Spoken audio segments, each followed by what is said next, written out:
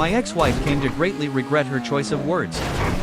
My wife of 22 years was busily packing a few of her most cherished items in plastic storage boxes, humming to herself like she was doing a casual spring cleaning. I in turn was standing in the doorway of our family room watching Amanda with tears flowing down my face. Despair and a sense of total powerlessness rippled through my soul, knowing she was minutes away from the sudden abandonment of our life together. Part of me already hated her for the betrayal she had so unemotionally informed me just hours ago. But truthfully, part of me also hated myself for breaking down like I did, and even now with me silently crying. I guess a real man like her lover, Mike Jericho, would have acted out in some other fashion. But he wasn't the one being betrayed, he was the man my wife was going to live with in California. Standing there, with Amanda seemingly obvious of my presence, I ran the events of the past few months through my head, trying to make sense of everything.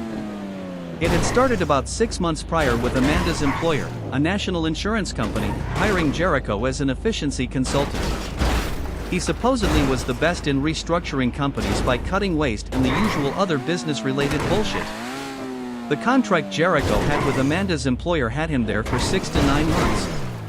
Amanda, as a department head, was tasked to work closely with him to make the reorganization as smooth and quickly as possible. That's where things now obviously went to shit. Before this asshole Jericho showed up, my wife had never given me the slightest hint that she would ever be unfaithful. She was the type of wife that got semi-hurt if I casually looked at another woman while we were out in public. She would then make her usual comment about how I was the love of her life and couldn't begin to imagine being with another man. Jericho must truly be one amazing man, because it only took 2 months to get my wife to willingly spread her legs for him. This day had started as usual with me making reservations at Amanda's favorite restaurant, which I was going to surprise her with that evening. Instead, I got a call from her after lunch asking me to return home now. Of course, I rushed home to find her unnaturally calm sitting on the couch. My first thought was that something had happened to our kids. Sally, our oldest, was a nurse in New York City, and Kevin was in the army stationed at Fort Lewis, Washington. "Please sit down, Bruce," she said. "I have some difficult news to tell you." "Are the kids okay?" I asked immediately as I sat next to her. "Yes, they're fine. It's about you and me, and something that I never expected to happen." Like some surprise attack, Amanda admitted she was in love with another man and was leaving me that day. She also told me flat out it was Mike Jericho, someone she had mentioned only a few times in passing since he had arrived. I met the guy once when I had to pick Amanda up from work because her car was in the shop. Standing in the lobby watching Jericho interact with others, it took less than a minute to realize he was the type who believed his shit didn't stink. That the flashy clothes he was wearing, complete with the rings on his fingers and a gold Rolex on his wrist, along with his greasy charm and good looks, could get him anything he wanted. Never in a million years would believe my wife would fall for that shit. Amanda tried to explain it this way, that when she began working with Jericho she felt an instant connection that only got deeper as the days and weeks passed. That she was sorry for how this happened and that I had been a wonderful husband, but she knew it was time to start a new phase of her life. "I can't believe you're seriously doing this, Amanda," I said, watching her secure the lids on the storage boxes. "This is crazy. You really don't know Jericho, and while I accept that things between us may have gotten stale, but I can't believe you're going to throw away our life together like this," I said in a whimpering voice that offended me on many levels. "Mike has completely explained his past to me," my wife replied back with a strange look I had never seen before. It took a second to realize the difference. For our entire marriage, when Amanda looked at me, there was a special soft smile and glint in her eyes that told me I was loved. That look of love had helped me through a bunch of difficult times, from the death of my father to my sister's cancer fight. Amanda now looked at me with a combination of cold indifference mixed with annoyance. In an afternoon of blows to my soul, I think this was the worst. I knew then that there was no hope. She was in some form of love with another man. "Bruce," she said, "please try to understand and be happy for me." "Are you fucking serious, Amanda?" I yelled back, my body shaking from the insane words coming out of her mouth. It was at that moment Amanda rushed over and grabbed both of my hands and pulled me close. I wasn't foolish enough to believe she had suddenly come to her senses, but then again I didn't pull away. "Bruce, I've made my choice. You're going to have to let me go," she said, then releasing my hands and turning back to the 2 boxes she had packed. Amanda attempted to lift them herself off a table, a task that was difficult, but she got them to the floor and on the hand truck we kept for such tasks. Realizing that she was done with me as both a husband and person, I allowed her to maneuver the boxes out the front door on her own and over to her SUV. After popping the rear hatch, I saw 2 large travel cases in the back, which had to contain the clothes she was taking to start her new life. When Amanda explained the situation about her leaving with Jericho, she told me that in the coming divorce I would get the house and both cars. Amanda also added that she had told her lawyer not to pursue alimony. My stomach clenched because the way Amanda made those statements, it was like she was trying to pass those things off like a grand consolation prize. At that moment, my thoughts flashed to the old game shows that offered up a year's supply of rice-a-roni to loser contestants before they were booted off the stage. All Amanda wanted in the divorce was half of our joint savings, a sum that came to $65,000. She was leaving behind the 3,000 square foot home we had lived in for 15 years. A house that she had obsessed over, from everything to the foundation all the way up to the roof. Every item in the house, from the fixtures to the paint on the walls to the make of the furniture and appliances, were chosen by her. She loved that house in a way I often couldn't understand. Given all the time and effort she put into its creation and development, I couldn't help but wonder if Amanda had suffered a brain injury that had altered her personality. Bruce, along with the divorce papers, I've left contact information on the desk in your office in case something happens to the kids. She said, getting into her car. Tell the kids I'll be in touch in a few weeks. Screw you, Amanda, I said with anger building. I will not be relegated to some messenger between you and our kids. You're going to have to explain your actions to them personally. And I know our kids, they will not accept Jericho in their lives, and they might cut you out completely. That statement seemed to pierce the thick affair fog for a moment, crashing the beautiful delusion that had consumed her. Of course, she quickly shook it off and got in her car and cranked it up. Just when I thought Amanda would just drive away, she rolled down her window. Bruce, she said, I'll have a driver return my car. You can keep it, give it to one of the kids, or sell it. I won't need it where I'm going. With that, she rolled up the window, pulled out of the driveway and drove away. It was then that the neighbors learned what had just transpired, because I collapsed on the ground sobbing uncontrollably. Luckily for me, one of my oldest friends was a lawyer who could handle divorces. Robert Carter and I went back to our days playing high school football. He was the person I called a couple of hours after Amanda had driven off to begin her fairy tale come true. This took place after a few neighbors found me lying on the driveway and carried me back into the house. In the following days, Robert found Amanda's lawyer easy to work with, since she had clearly laid out to him that this was to be an uncontested divorce. Amanda had already transferred the $65,000 in our joint savings to another account. And with her attorney, signed away any claim to alimony in the house, and her car, which was returned the following day. All I had to do was wait from 30 to 90 days for the divorce to make its way through the bureaucracy. Robert assured me, though, that my wait would more than likely be around the 1-month mark. I don't remember much of the following weeks. Luckily, my boss and co-workers at the engineering firm I worked knew what happened with my marriage and took care of the few unfinished assignments I had at the time. Once they were squared away, my boss even used a little-known company hardship policy to get me an extended leave of absence. My kids, Sally and Kevin, had thrown their full support behind me once they learned of what their mother had done. They both desperately wanted to return home, but the demands of their own adult lives made that impossible. As far as Amanda contacting them, you would think a mother who was suddenly leaving their father after more than 2 decades of marriage would have called her kids to try and explain. But no, when I reached the kids after talking with Robert, I found out they hadn't received any communication from their mother in several weeks. A few weeks later, some sense of self-awareness finally crept back the morning after Robert called to tell me it was time to sign the papers. Of course, that would have required me to be presentable in public. So I stumbled into the master bathroom, where Amanda had taken a full month to decide on the decor and proper fixtures, and looked at myself in the mirror. For the first time ever, I saw a thin, hollow-eyed stranger with a thick, unkempt beard full of gray. Thinking back at that moment, I couldn't remember the last time I had a real meal. I lost at least 30 pounds since Amanda left, and honestly looked so close to death it scared me. I became so mad then at how I had been used and betrayed. I did something totally out of character for me. I punched the mirror with my fist. The glass shattered all over the sink. My right hand was badly cut with blood going everywhere. It took a visit to the emergency room and a few stitches to finally clear my head. I still had enough time afterwards to get cleaned up and go to Robert's office. Robert looked on with some concern as I signed the divorce papers in his firm's conference room. Who would have thought that a hardened divorce attorney who had gone through his own marital nightmare could still have empathy for a stupid client who still loved his errant wife? "Well, Bruce, you are officially divorced," Robert said in a way that was supposed to bring me some relief. "Yay me," I said with spite. "Bruce," he said, standing up, bringing an end to our meeting, "I know this sucks, but I've got to say you came away from this divorce mostly unscathed. Losing just $65,000 in the settlement, given your shared wealth, is a win in anyone's book. With this state's divorce laws, I've known cheating wives that have taken almost everything from their former husbands."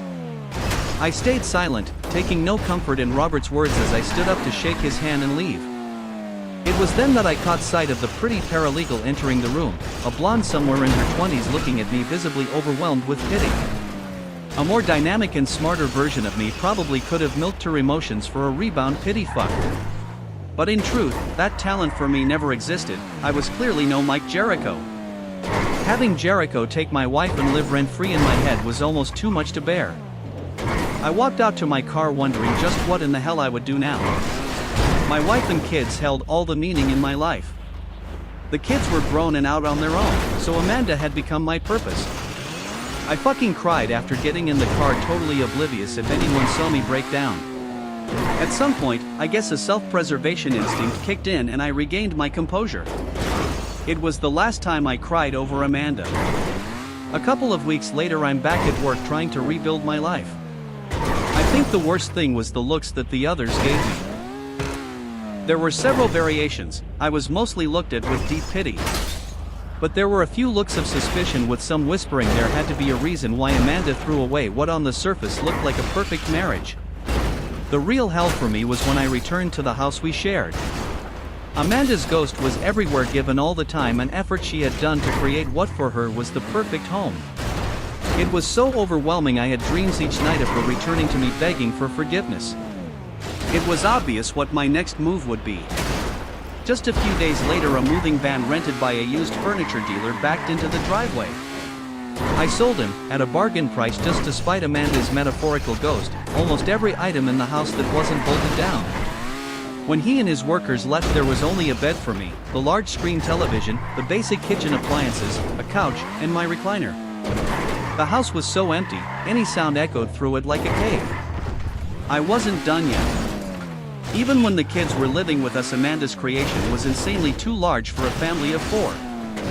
I had no intention of living in it alone any longer than I had to. I called a real estate agent the next day.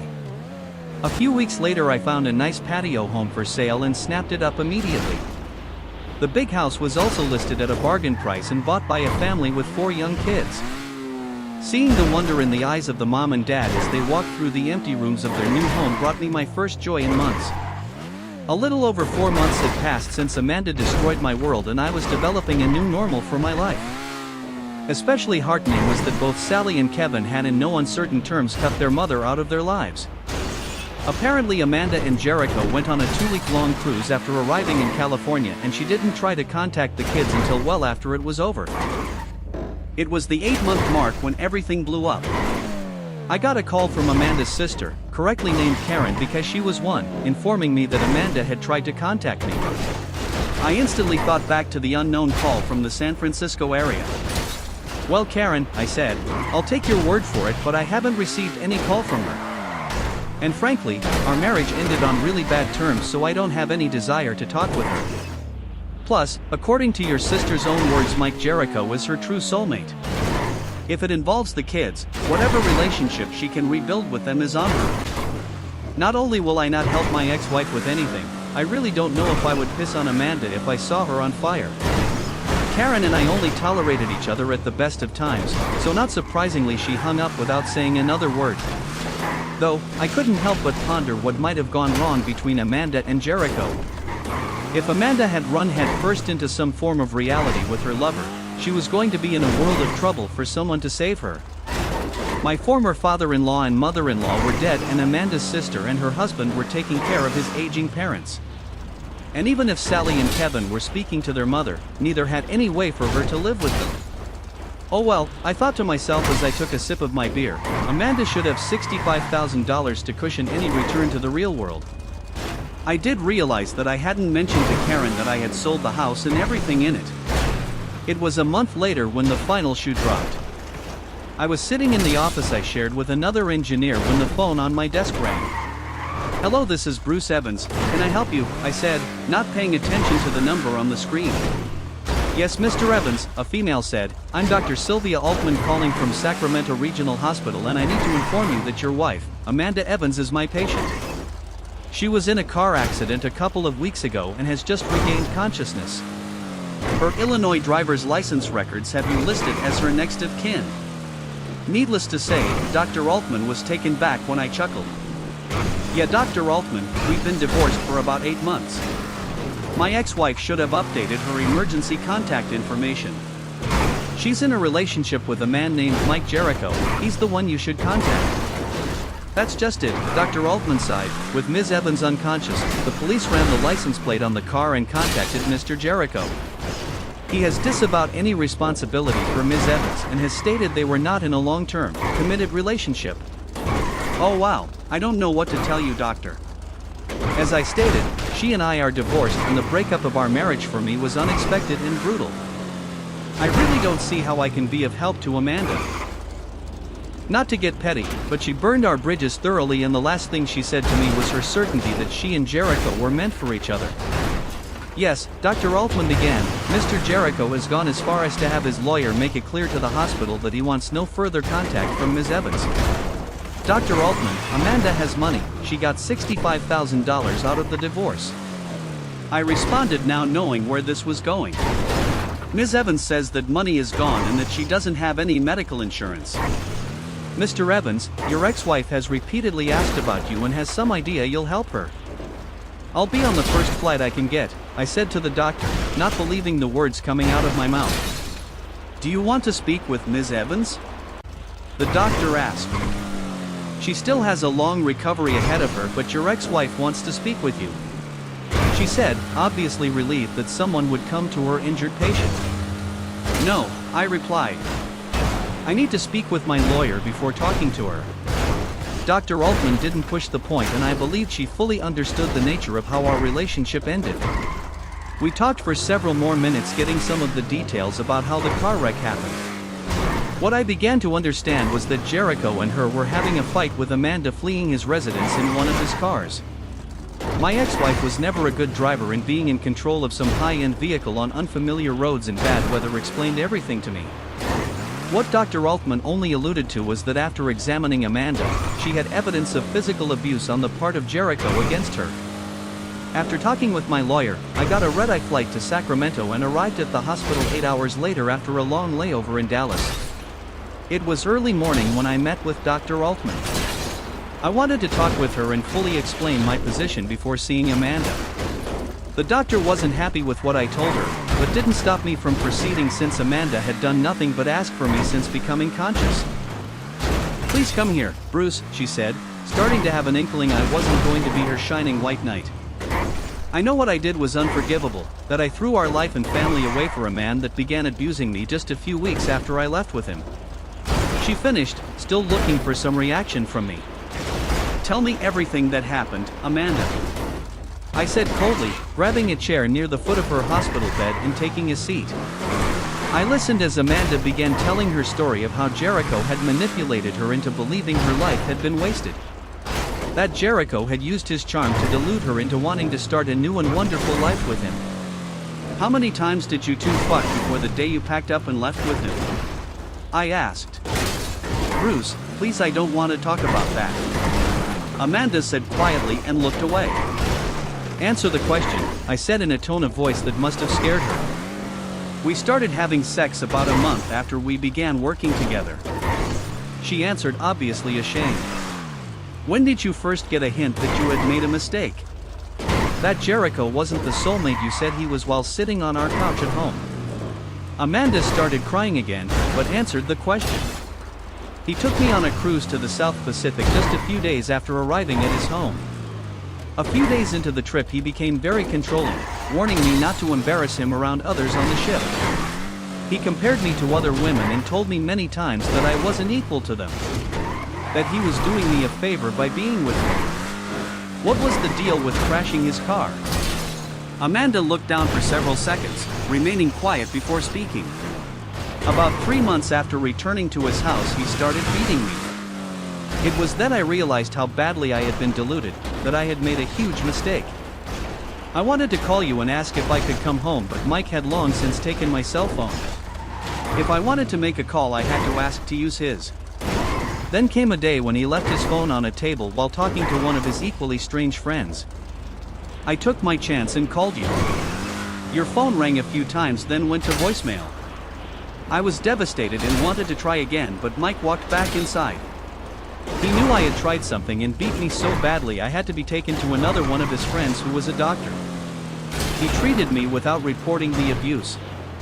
This doctor and Mike had a huge laugh over my black eyes, and when we returned to his place, he raped me.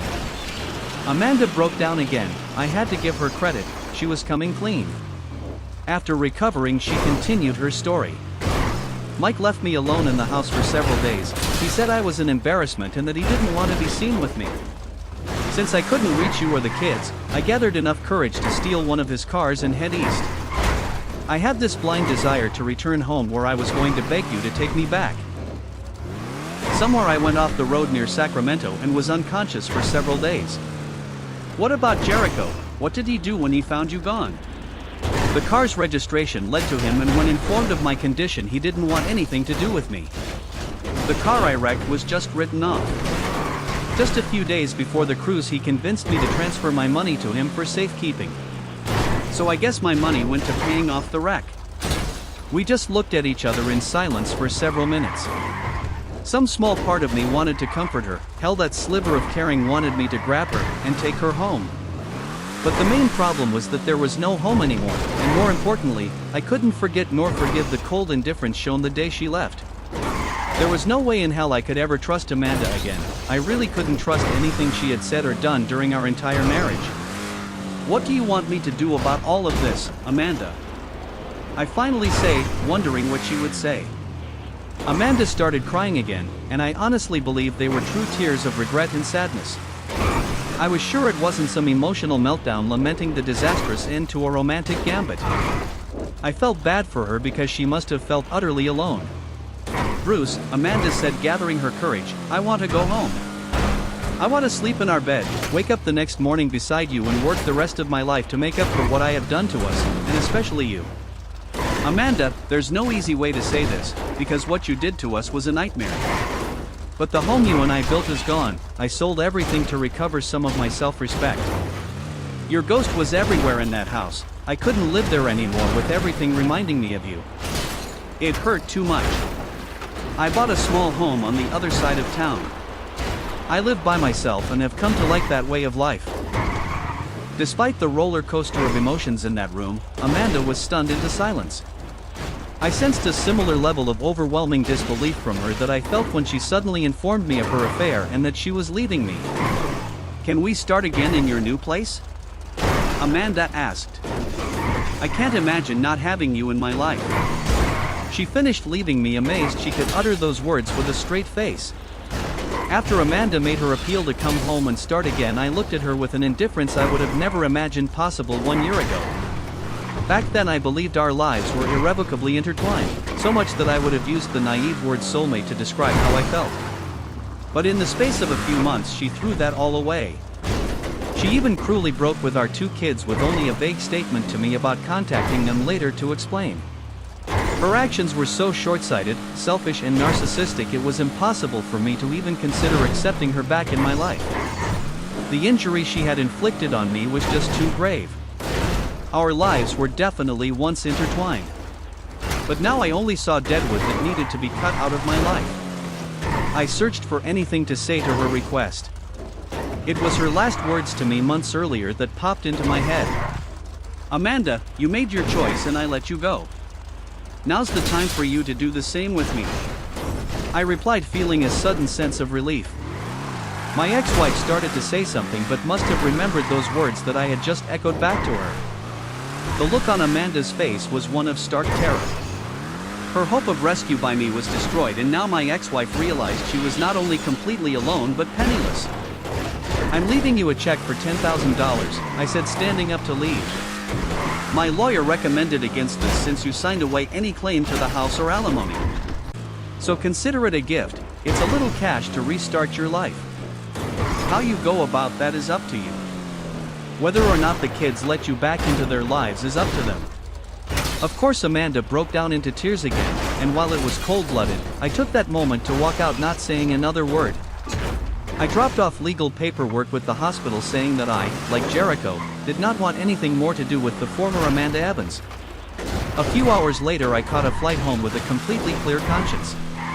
On the flight home it occurred to me that even after the divorce I had let Amanda's choices restrict my own options in life. Seeing Amanda in that hospital room with her admitting the monumental mistake she had made with Jericho had restored a good chunk of my soul. Along with that was seeing Amanda's face when she realized I wasn't there to rescue her, that whatever future she had didn't include me. This new feeling of vindication was liberating but also came with a curious burden. I had been living among the pieces of our broken marriage. It was on me to sweep away the shattered glass that was all those past commitments and fond memories. It was time for me to begin a new life.